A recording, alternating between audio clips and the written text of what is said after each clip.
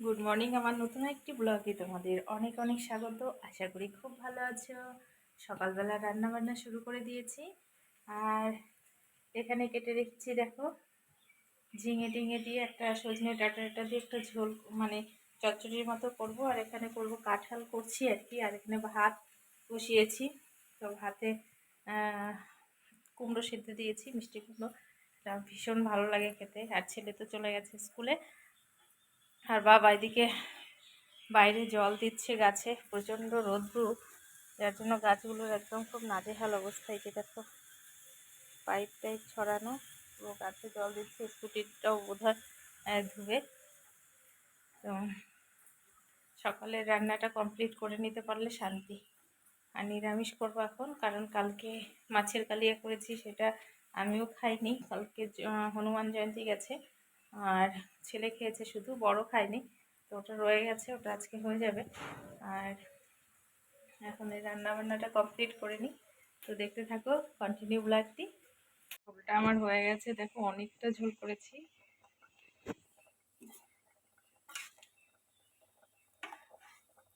আমাদের কাঁঠাল যদি করতে হয় না, নিরামিষ করি সবসময়। তো মা বাবার জন্য নিরামিষ করতে হয়, আবার আমাদের জন্য আমি সেটা করি না। তো চলো নামিয়ে নিই ঝোলটা।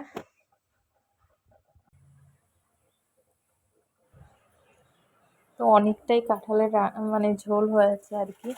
তো আমি দুটো গামলাতে তুলে রাখবো। আর যে গরম পড়েছে না, একটা গামলাতে তুলে রাখলে মানে নষ্ট হয়ে যায়। রাত আমরা তো মানে দুপুরে রাতের একবারে রান্না করে রাখি। যখন মানে কোনো কোনো সময় রাতে যদি রান্না মানে কোনো কিছু কম পড়ে বা কেউ আসে, তখন আবার রাতে করতে হয়। বা পকোড়া টকোড়া এই সমস্ত কিছু, ডাল সিদ্ধ বেশিরভাগ আমরা রাতে ভাতটাই করে মানে করি। আর রান্না কমপ্লিট করে দেখো গ্যাস ট্যাসগুলো পরিষ্কার করে নিচ্ছি।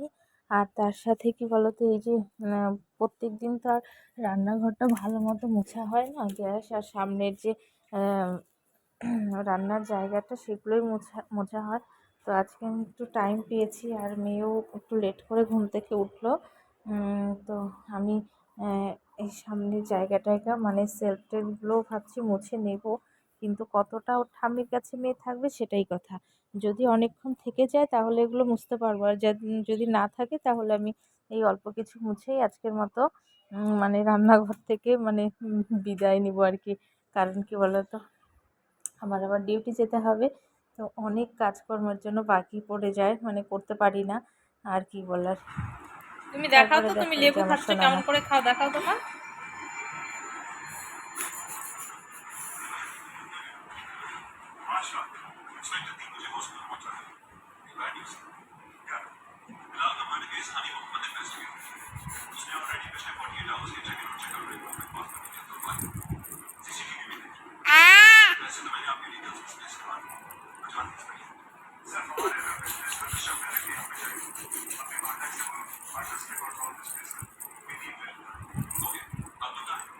ইস, মুখটাকে কি করে দেখো না।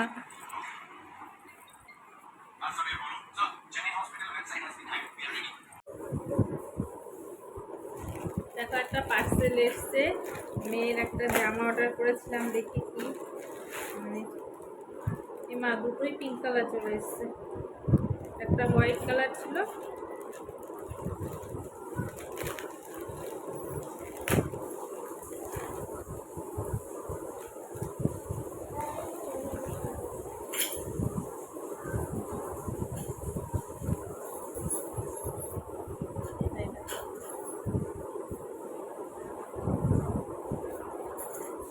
মনে হয় ছোট হবে, তো পরিয়ে দেখি একবার।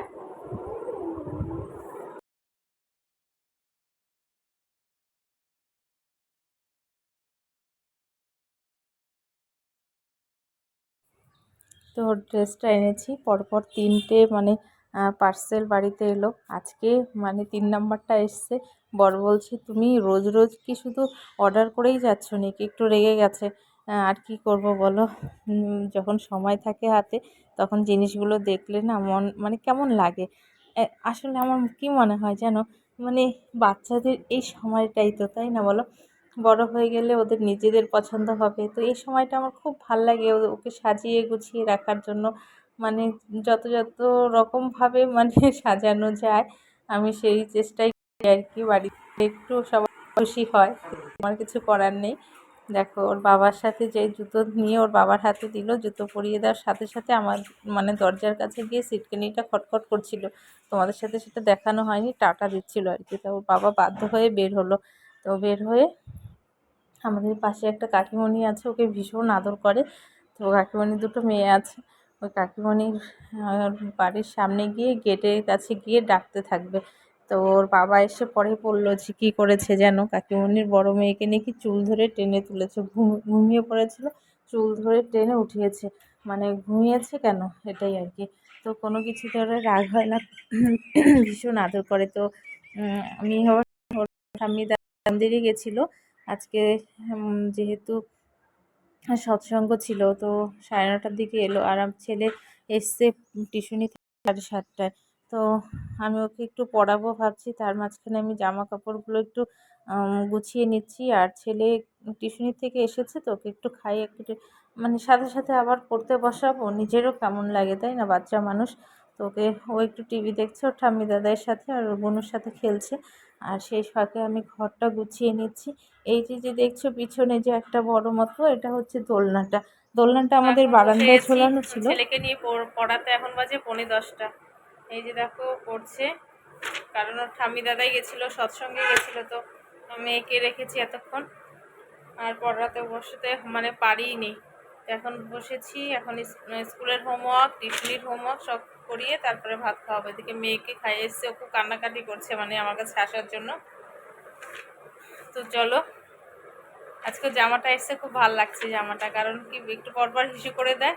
তো এই জামাটা খুব ভালো একটা সিস্টেম আছে হিসু করানোর জন্য।